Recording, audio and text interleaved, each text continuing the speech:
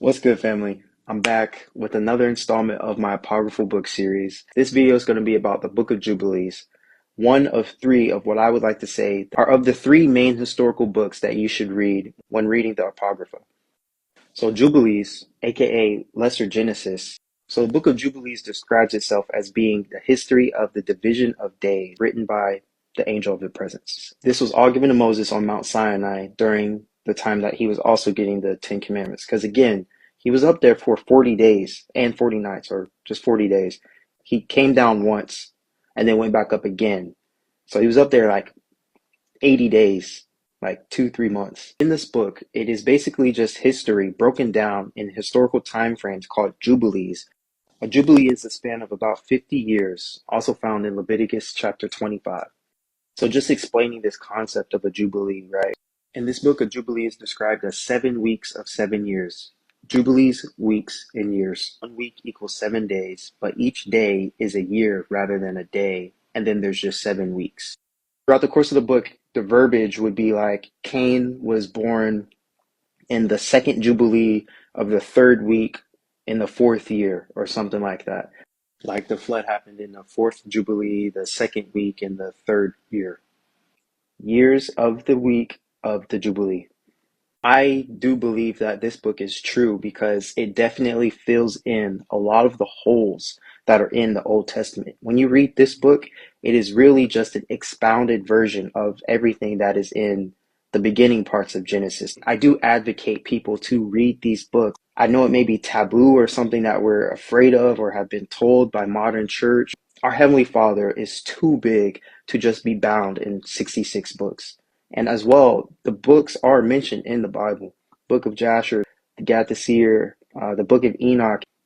These books have been hidden, ridiculed, chastised. Now is the dispensation of knowledge to increase, as Daniel had said. So, on Mount Sinai, the angel of the presence is the one giving to Moses this history of the division of days. First off, we have creation. The angel of the presence says that on day one, 7 great works did Yahuwah do. He made the heavens, the earth, the waters, all the spirits that serve him. And remember, everything in heaven is spirit. And all the angels that serve him, or spirits that serve him, are the angels of the presence, the angels of sanctification, the angels of the spirit of fire, as well angels that are leaders over other angels. Also, Yahuwah created angels over the spirit of the winds, the clouds, darkness, snow, hail, hoarfrost, voices, thunder, lightning, cold, heat, winter, spring, autumn, summer, over all the creatures and spirits of heaven and earth. Yahuwah's fifth great work on the first day was the abysses. The sixth was the darkness, the eventide, and the night. The last is light, dawn, and day. And after all of this, the angel saw his works and praised him. I do want to highlight here that the angels are like managers, right? Yahuwah had put them over certain parts of reality so that they themselves can work and manage themselves. Likewise, Yahuwah also would expect us to work and manage over something, which is a good thing. On day two, there was only one great work made, which was the firmament.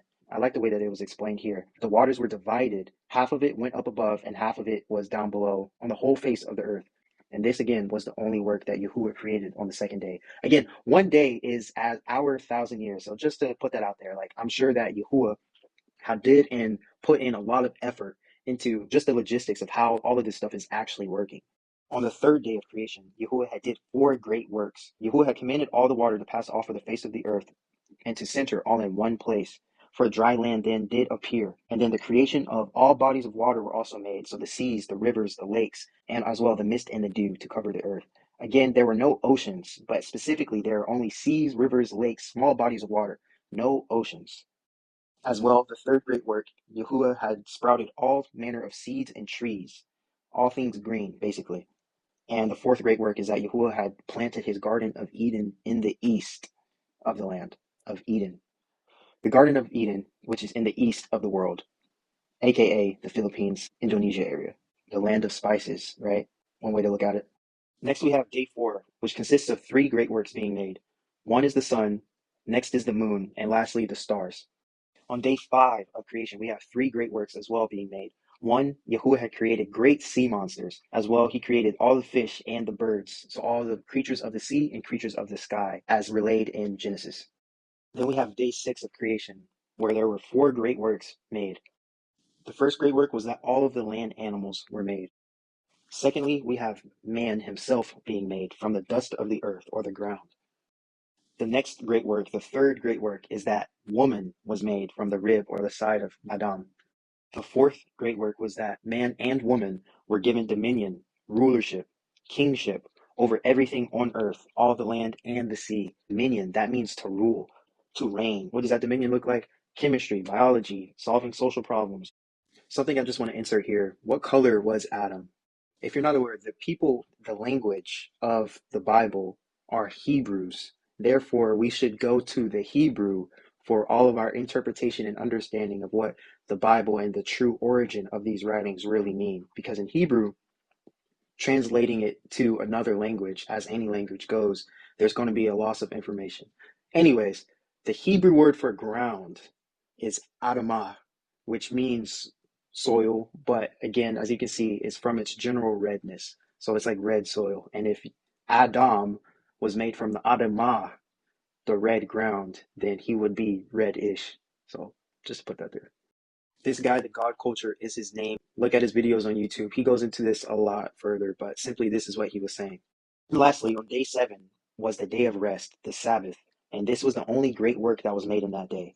Simply put, we work for 6 days. We rest to keep the Sabbath from all of our hard work. And this is a great day, a great work that was made that even the angels themselves keep. Moving forward, in chapter 3, we have the angels bringing all the animals to Adam to be named. Just diving in deep real quick on the explanation of a woman and why was a woman formed? What is a woman? So initially, it was only Adam, as we know from Genesis, and the animals that he was naming. The animals were created male and female, and again, they were called to reproduce, be plentiful, and multiply. Animals had male and female companions, but Adam, as the man, was alone. And so, therefore, the female is created to be our companion, our helpmeet. Again, it may be cliche and self explanatory, but really what those words mean, a companion, not a lesser than. We, again, were made equal in the same image as Yahuwah. Therefore, we both, male and female, accent certain aspects of Yahuwah himself. Just to name one concept, the male may be more logistical and the female more of the compassionate side of who Yahuwah is. When we become one, we complement each other and therefore equal to something greater than what we were without each other. So just backtracking a little bit, we see here in Jubilees chapter 3, verse 4, Yahuwah says unto us, the angels. So that should clarify that one verse, who he was talking to. Let us make man in our own image. He was talking to himself and the angels, the only other people who he could have been talking to, right? And Yahuwah said unto us, it is not good for a man to be alone. Let us make a helpmeet for him. Not stating that the angels had any help per se in creating any aspect of reality, just that he was including everybody in on the conversation, on the moment. So let's not get twisted up about that. Moving forward, we have the creation of the woman, Jubilees chapter 3, verse 5. We see here that Yahuwah had caused a deep sleep to fall upon Adam. Yahuwah had took one of the ribs of Adam and formed the woman. He built the woman. Rather than making the man, he had built the woman. This is why women are beautiful, really, because they were built. When you build something, there's thought, there's a method that goes into that. So women, don't be shy or coy about, feeling beautiful or ever looking beautiful. Don't ever question it, because you were literally created to be beautiful. You were built. That's something special. Regarding the relationship of a man and a woman, something astounding here, right? Woman being built from the ribs. What does the ribs do? The ribs protect what? The heart, the innards, the lungs. More importantly, the heart. The man socially is attributed to being the protector, right? That's one of his qualities. So that is just as much your job too, woman, as well, to protect the man's heart. Going back to the beauty of a woman, right? In Sirach chapter 36, another apocryphal book, we have the beauty of a woman cheers the countenance, cheers the face of a man, and a man loves nothing better. So again, women, do not feel insecure. You were made to be beautiful. Likewise, a male will never be equal to a woman. It is by design, because y'all were built. Lastly, the function of a woman, the purpose of a woman. In this account of Jubilees, a woman is an extension of the man, coming from the rib, a companion above all things. A man cannot be alone, so cannot a woman. Lastly, for the relationship of man and woman is the concept of marriage. I just want to highlight here the woman is from the rib, equating to man and woman being one, literally. Our marriages should emulate this reality. Husbands, our wives should be as our own bodies, impart the knowledge and protection for her to be that extension of yourself or your flesh. Moving forward, we have the angel of the present saying that Adam was 40 days in the land of his creation and then put into the Garden of Eden to till and to keep it. Eve was 80 days in the land of her creation and then she was put in Eden to till and to keep it. And the angels were teaching them how to manage this garden. As well, I do want to mention that in the books of Adam and Eve, it details that Adam was on the north side with the male animals and Eve on the south with the female animals. Adam and Eve were in the Garden of Eden for 7 years, keeping and tilling the land, protecting the garden from animals, as well as saving food. And in the 7th year, the serpent beguiled Eve, leading to Adam and Eve disobeying Yahuwah. Next, we have the punishments given to the woman, the man, and the serpent. Simply, the consequence to the woman was that she would bear pain in childbirth. And for listening to somebody else other than her husband, which was there first to receive the word. Men ultimately, innately have the word of Yahuwah in them. Since Eve listened to the serpent's voice instead of her husband's, it is her husband that will be the head in the relationship. For Adam, the consequence was that the earth would not bring forth its fruit as easily as it did in the beginning. Again, as man, we were given the word first, and therefore we are innately wired to go by the letter. Like, that's why a male is always to the T about things. That's just how we are, because Yahuwah had given us the word first. Just something I want to add to all the other males out there. This is the origin of our frustration. We don't just toil physically with the ground, but spiritually in the ground of our minds. As you can see, cursed be the ground for your sake, for our sake. So it's a good thing we toil. We all know the consequence of the serpent. His belly is to go across the earth, the dust of the ground. He will bruise our heel, but we will crush his head. And that is what Yahusha ultimately did when he came and was crucified. So after the fall of man and Adam and Eve were kicked out of the garden, we have the first offering, which we can see was a sweet savor to Yahuwah. It was food that was cooked well with oils and spices, as if it were for someone themselves, offering it to Yahuwah as a gift. So I do want to highlight the true passion and essence of what an offering truly is to Yahuwah. It's something that is prepared well, sincere even. So we all should just keep that in mind. And as you can see in verse 28, all the mouths of the animals were then closed, therefore implying that all things at one time spoke one language. This would explain why the snake could talk to Eve. In the calendar of time, we're at the end of the first Jubilee. This is post-Garden of Eden. Adam and Eve, they dwell in the land that they were created in. Elda, tilling and keeping the land. They were using the same tools and knowledge that they were taught by the angels. Moving forward, Adam and Eve, they go on to have children. 3 sons, 2 daughters. First, Cain and Awan are born. Then we have Abel and Azura. Lastly, we have Seth, of course, being born after Abel was killed.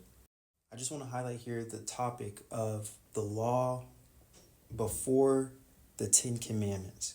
It is a common theme in the book of Jubilees that as certain occurrences or offenses happen, in this dispensation of eternity, law is written in heaven about such offenses, making it a standard forever.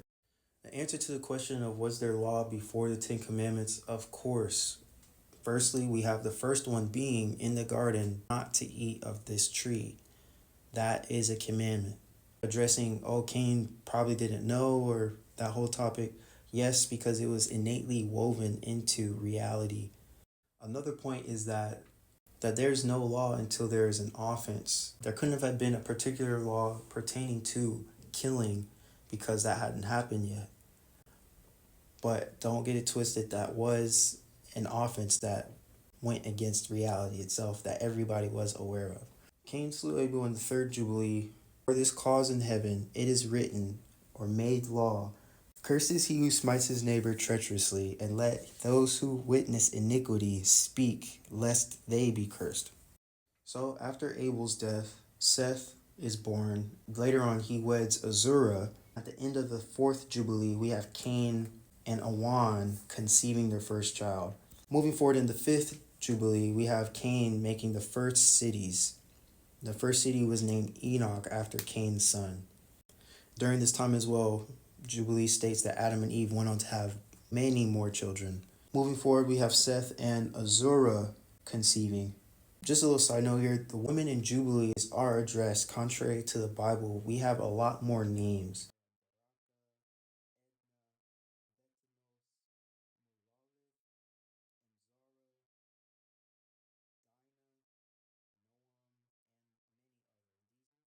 The 10th Jubilee, we have Jared born, and during his time, this is when a certain sect of angels called the Watchers laid with women and procured giants, Nephilim, and other types of creatures, also giving mankind heavenly knowledge that they weren't supposed to know at the time, corrupting man, essentially, leading to the flood. All of this is detailed in the book of Enoch.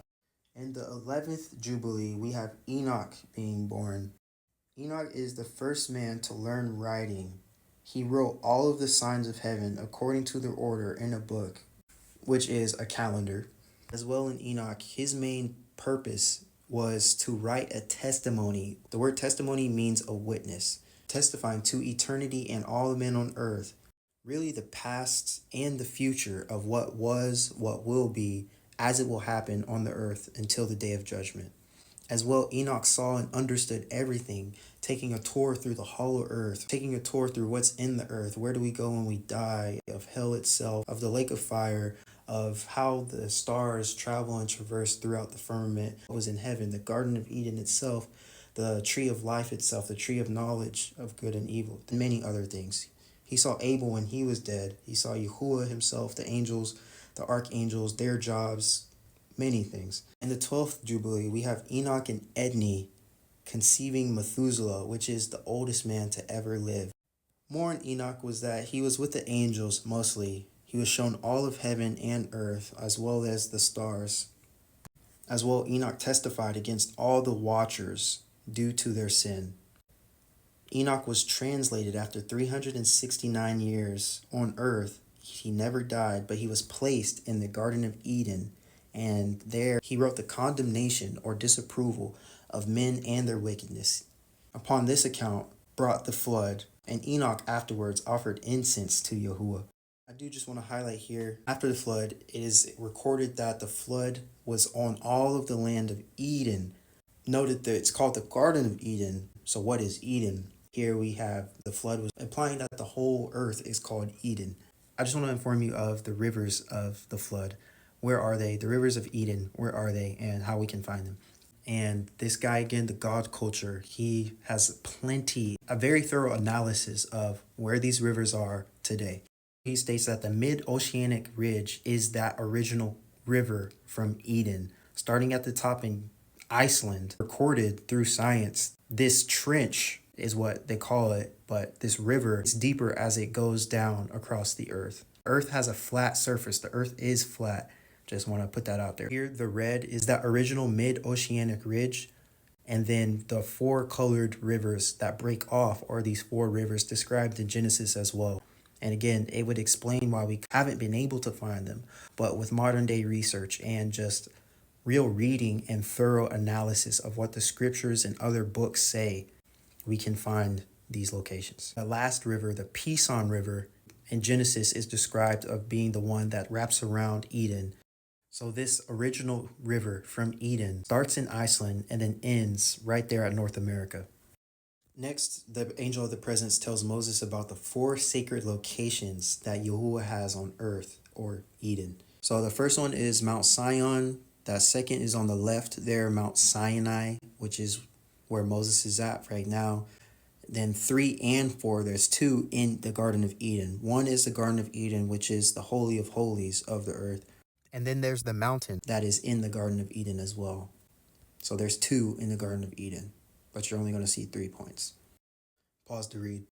Here's some more information regarding those holy places. But moving forward, in Jubilee 15, we have Lamech and Betanos conceiving Noah. As well, at the end of the 19th Jubilee, we have Adam dying, which is the first death. Adam had died 70 years short to 1,000 years. The angel of presence here says as well that 1,000 years is as a day to the testimony in heaven. And remember, Yahuwah had told Adam, in that day he will surely die. In the 25th Jubilee, we have Noah and Emzara conceiving the 3 sons, Shem, Ham, and Japheth. Again, during this time, there were still giants. The flood hasn't happened yet. Everything that walked the earth was corrupted in its own way. Man and beast began to devour each other. And this ultimately is an egregious thing. I've relayed this in my Book of Enoch video, but as well, I do want to assert again that the angels, the watchers that fallen, are bound in the earth until the day of judgment. So they are not walking around today amongst us. So Satan, which is just a title in Hebrew, meaning adversary, are demons. Demons are the spirits of the Nephilim, the giants. Once they died, their spirits are still here. Yahuwah told Enoch the giants were a corrupted creature. He didn't even create them. He did not bid their spirits to go to hell or to ascend into heaven, but they stayed on earth, and their job is to torment and afflict and lead astray those that they please, that they want. The only angel on earth is Gadriel, in short, God. His consequence of beguiling Eve in the Garden of Eden, he is kind of restrained in a lot of ways. Before the flood as well, Yahuwah had limited mankind's lifespan to 120 years. Here we can see that he says to Noah, his spirit shall not always strive with man's. Therefore, he limits man's lifespan to 120 years max. I do just want to highlight that Yahuwah's decision to flood the earth was in mercy for man, because as the children of the fallen angels, the giants, they were consuming and killing all of man. This is detailed in the book of Enoch.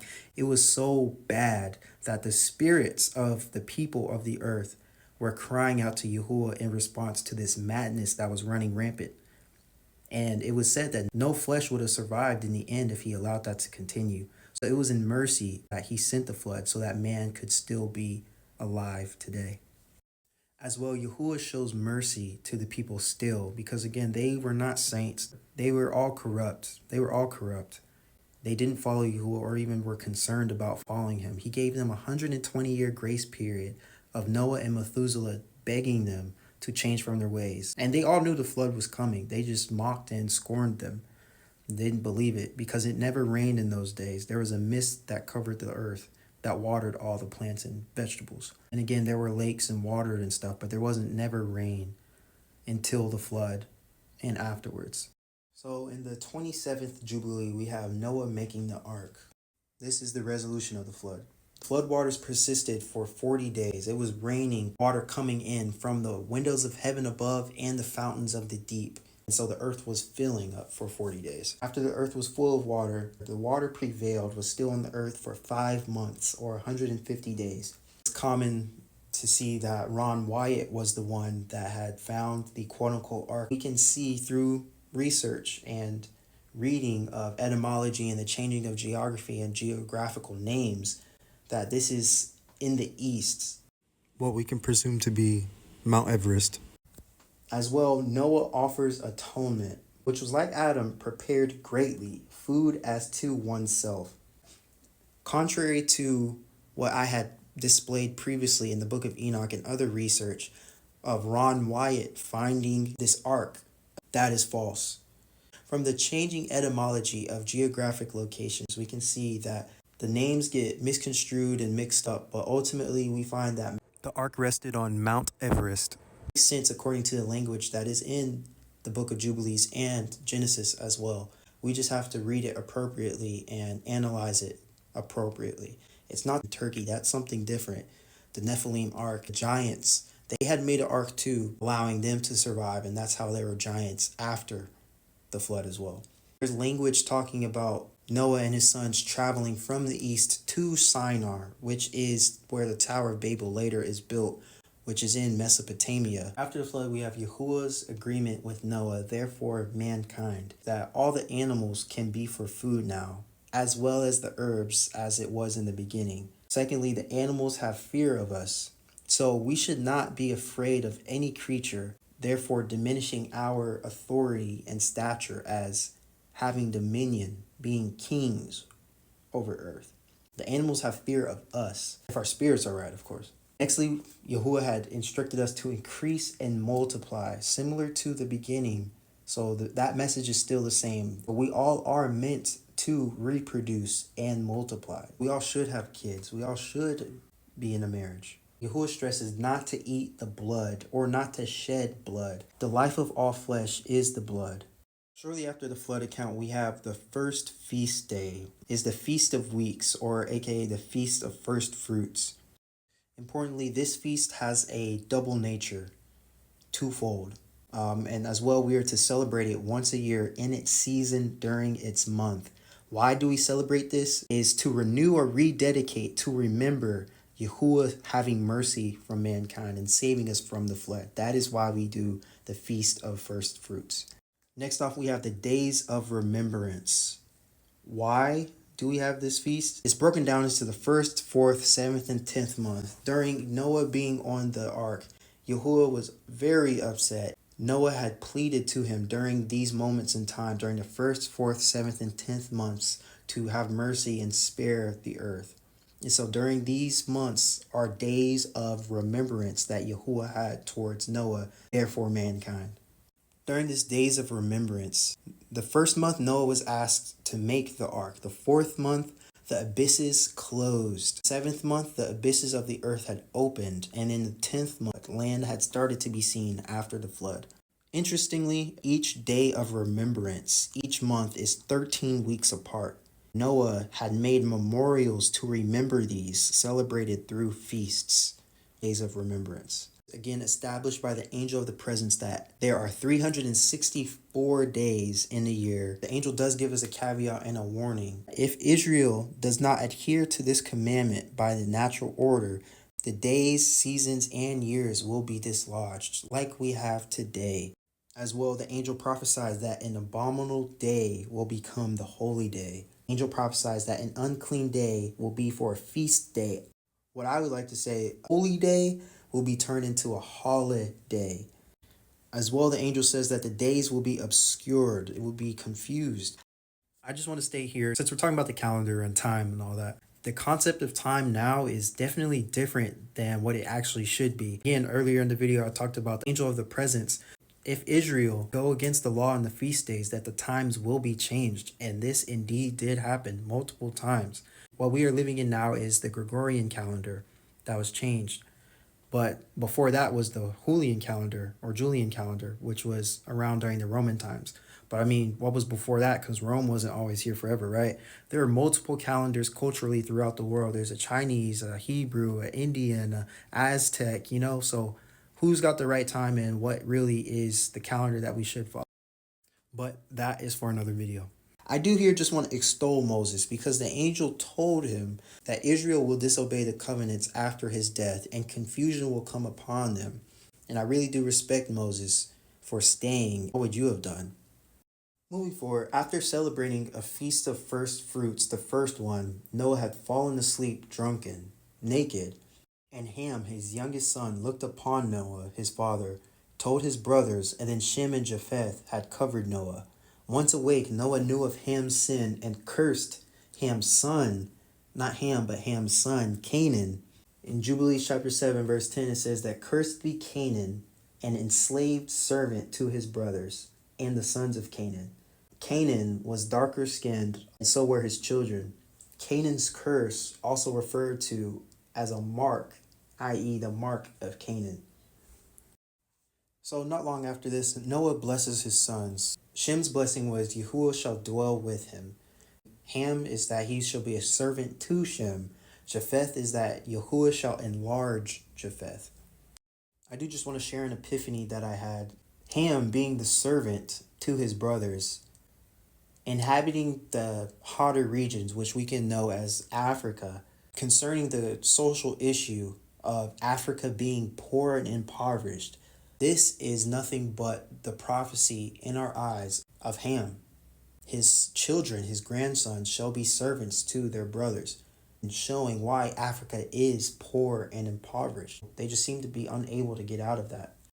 But it's prophecy, and I believe it to be so. As well, which is a common theme from the beginning of the first city with Cain. The cities were named after the wives of each of Noah's children. As well in Jubilees, it says that the location of Noah and the ark's resting place is Mount Lubar. And again, looking at historical geographical etymology and the changing of the names and language, we can see that this is in that Eastern Asian area, the Indian area, or where the Himalayas are at. Logically, we can imply that ground zero for people should be where the most people are at. And looking at this world population map, we see that being in Eastern Asia area, hinting at this is where people came from and started from, not the Mesopotamian area that we're commonly told in school. As well, Noah gives his sons ordinances to prevent the pre-flood society or environment coming back. He tells them to observe righteousness, to cover their shame of their body, which is their genitals. Bless the Creator, honor your father and your mother, to love your neighbor, and importantly, to guard your souls from fornication, uncleanness, and iniquity. This is the main cause of the watchers themselves falling. Regarding Noah's ordinance to cover our bodies, to cover the shame of our bodies, the genitals, or even the sensual parts of our bodies, I want to address the clothes of today, primary women's clothing. Again, guarding ourselves from uncleanliness and fornication. Remember, it was fornication that the angels fell. We are already attracted to women. That part is alluring to us as men. You're appealing to our sensual desire. And I looked into the history of cleavage. Main intent goes all the way back to Egyptian times, even to the flood, I'm sure. Egyptian times, the cleavage was implemented to seduce men, right? In a seductive sense. You're displaying yourself for what in this way? Like, do you want me to look at your face or your breasts? Like, and you can't be mad when, men are paying attention to that, causing us as men to fall and to falter, to stumble. You're a stumbling block in that way. So I do advocate for the covering up of oneself. Noah describes the pre-flood era. Right now we're in the 28th Jubilee still. During this time, Noah is talking to his sons and his sons' children, his great-great-grandchildren as well. Noah disapproves of his sons and their actions, exposing their lack of harmony as they are very divided during this time. They're living apart from each other. They're not together as they once were after the flood. He exposes their lack of harmony, saying that they're separated and not together and fighting and bickering a lot with each other. They're sick. They started to shed blood. They started to eat blood as well and not celebrate the feasts even as they once did. They started to fall away. Noah says that he sees them becoming wicked. Noah asserts that the demons have seduced them and their children and states that he fears their defilement of mankind after he dies. And y'all are going to look just like it was during the flood. In the 29th Jubilee, Arpachshad's son of the line of Japheth, he learned how to write and he found a stone. On it was the Watcher's knowledge. Eventually he transcribed it and hid it for a while, ashamed of what he already knew, Noah disapproving of. This is how the Watcher's knowledge got back into the world after the flood. So in the 32nd Jubilee, we have Peleg being born from Shem's line, synonymous with Genesis chapter 10, verse 25. During Peleg's time, the earth was divided. It wasn't a separation of the earth happening with intercontinental drift. So at the beginning of the 33rd Jubilee, we have Noah's sons secretly dividing earth amongst themselves, rendering back to the meaning of Peleg's name. Mind you, these lands the brothers had picked for themselves independently before Noah. Shem's possession is important because during Noah's blessing, Noah blessed Shem by saying, Yahuwah shall dwell with you. As well, Shem's lot includes the holy places. One, the Garden of Eden, which is the Holy of Holies, or the dwelling place of Yahuwah. Mount Sinai, Mount Zion, the center of the earth. Simply put, all of the possessions of Noah's sons. Shem's possession was for the blended cold and hot regions. Ham's possessions, all of the hot regions generally. And Japheth's is all of the cold regions, more so in what we know to be America and Europe and Russia area. Moving forward, once the lots and boundaries were declared by Noah, Noah and his sons agreed to these lots, and therefore a curse was put on those that sought to seize land that was not their own. In Jubilee number 33, week 3, in year 3, the demons led astray the children of Noah to their destruction, which Noah had warned them of happening.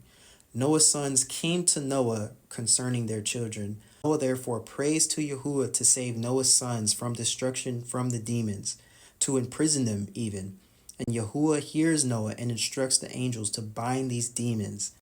Once Yahuwah had made the decree for the angels to bind these demons in the same pit with the angels, the demons make a request to Yahuwah. They basically beg him not to be thrown in there. But the leader of these demons asks to spare him and some of the other demons to execute corruption and leading astray, because man is wicked. Man's wickedness is great. And Yahuwah actually grants this request for the good of mankind, and also for prophetic reasons to weed out the weeds and the wheat.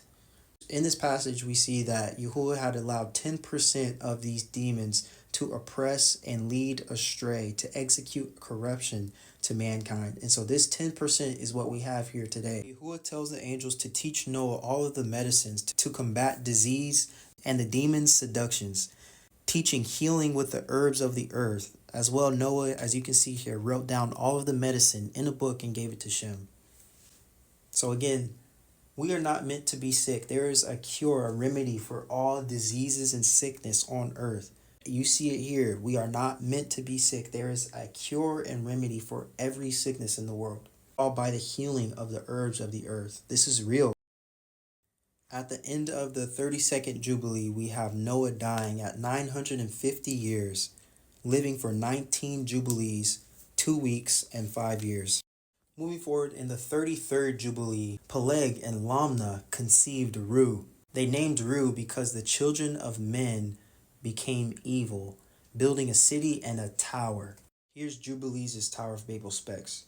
Motivations for building the tower was the people wanted to ascend into heaven, constructing it a total of 45 years, leading to the establishment of nations, different languages of people.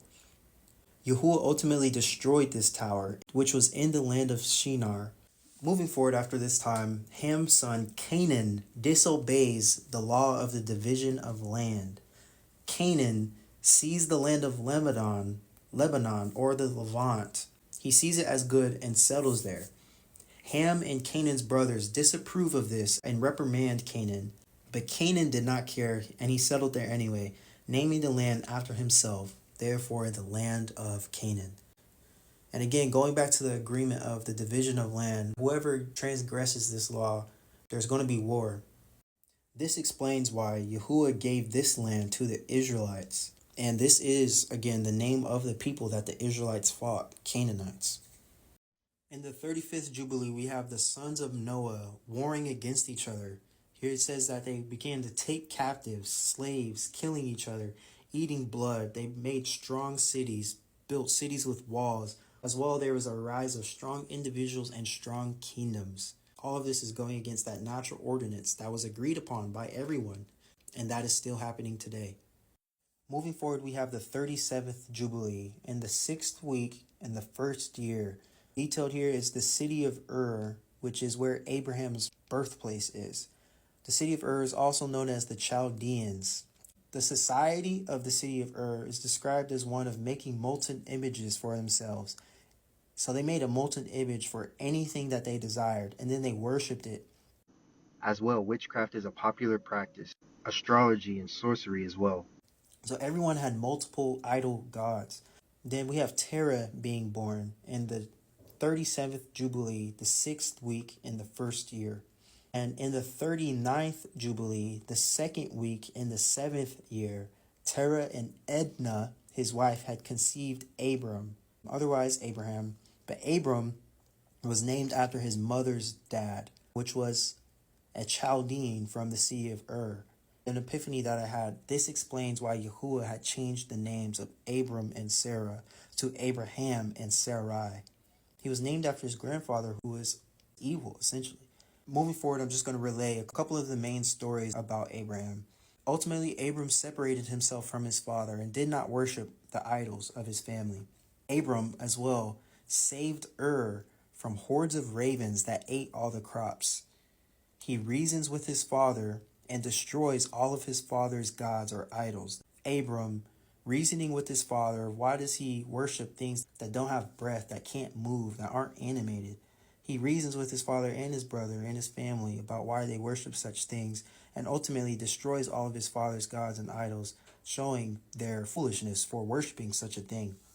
Additionally, Yahuwah had told him to relocate to the land of Canaan. Nextly, in Abraham's life, Abraham having his spiritual awakening, he's trying to figure out, who should I worship? Abraham, he looks towards the stars and he reasons with himself like, okay, it's a star, the thing that I should worship. He gives it time, he talks to it and goes to sleep and asks for something and it doesn't happen. The next day, he talks to the moon. He waits till nighttime. He's like, okay, the moon, it's a blind man away. So he reasons and does the same thing and wakes up and nothing happens. And then he reasons and says that Yahuwah, Elohim, influences all things. And he accepts that Yahuwah is the creator. Moving forward, Yahuwah had given Abraham the lost, since Babel, Hebrew tongue, also stating that that is the original language of creation, Hebrew. As well, he gets tablets and translates them, the books of the ancients, so Enoch and other books, learning from them with the help of the angels. As well, Yahuwah renews the lost and forgotten covenants and ordinances of Noah and Yahuwah, which are the holy days and feast agreements, as nobody was practicing them during Abraham's time. Moving forward, Abraham and Sarah had went to Egypt, a part of Egypt, not the same part where Moses was at. In one of the kingdoms, the Pharaoh had taken Sarai and was plagued, similar to the plagues by Moses, eventually releasing Sarai and sending Abraham along his way. Next, we have Abraham's name being changed, again from Abram to Abraham and Sarai to Sarah. Next, we have Abraham making the first tithe, as well recorded in Genesis. Nextly, Abraham has a child with his handmaiden, Ishmael. This is after Yahuwah had already promised him and Sarai a child, but they were impatient and they went along and had one instead. Next, we have Abraham performing the first circumcision. Additionally, we have another feast day being made, which is the Feast of Tabernacles in Jubilees chapter 16, verses 18 through 31. In Jubilees chapter 17, 15, and 18, there's a similar scenario that one we see with Job. There's a meeting in heaven regarding Abraham and his faithfulness, and a Satan came before Yahuwah and said that Abraham would fall if given the opportunity. In Jubilees chapter 18, we have an in-depth story of Abraham and Isaac's sacrifice, as well additional reason as why Abraham did the Feast of Tabernacles. Here's a chart from Noah to Abraham concerning their sons and their sons' sons. After Sarah had died, Abraham and Keturah conceived children. Ishmael and the sons of Keturah settled and intermingled, later becoming the Arabs and the Ishmaelites. Just something on the side, I just want to highlight that through this chart, we can see that from humanity's new start, we all essentially are all cousins and related. Even though we're so different and have each other's own culture and stuff like that, like, we are all really family. Like, we're all one. And we shouldn't really treat or even look at another person differently. I understand we're all not the promised seed. That's a different thing, but just having genuine and natural compassion towards the other person rather than seeing them as a completely different being almost with the concept of race is like something to think differently on. Moving forward, we have Abraham's death at 175 years. After Abraham, Isaac lived his life and he died at 180 years old. Again, Isaac had two wives, Leah first, and then he worked another 7 years for Rachel. In this relationship, Leah is often counted as the bad sister, but in here it says that Leah was beautiful. She only had bad eyesight. And towards the end of Isaac's life, he actually did love her. Amongst him not wanting her, Originally, he did still love her. After Isaac, there is Jacob, later named Israel. A key thing, Rebekah, the mother of the 12 children, prophesied the names and that he would have 12 sons, which is pretty interesting. Lastly, Jacob dies at 147 years old. Moving forward, we have the 48th Jubilee, the fourth week, and the sixth year. Moses is born. During Moses' life, two feast days were implemented, the Passover and the Feast of Unleavened Bread. The angel of the presence recounts to Moses that from Adam to that moment of Moses being on Mount Sinai to be the day of the 49th Jubilee, the first week in the second year, or 2410 Anno Mundi. The last chapter of Jubilees, chapter 50. The book ends with the meaning of the Sabbath. But simply put, the Sabbath is a day holy to Yahuwah. We should be resting, doing no hard work therein, giving praise and reverence to our Creator for all things that He has done, resting from our daily menial labors, and enjoying the rest that He has divinely decreed.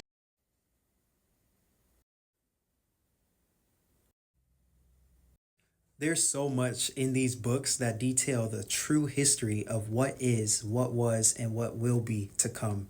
I encourage everybody to read these books and learn for themselves what is true and what is not. Salah.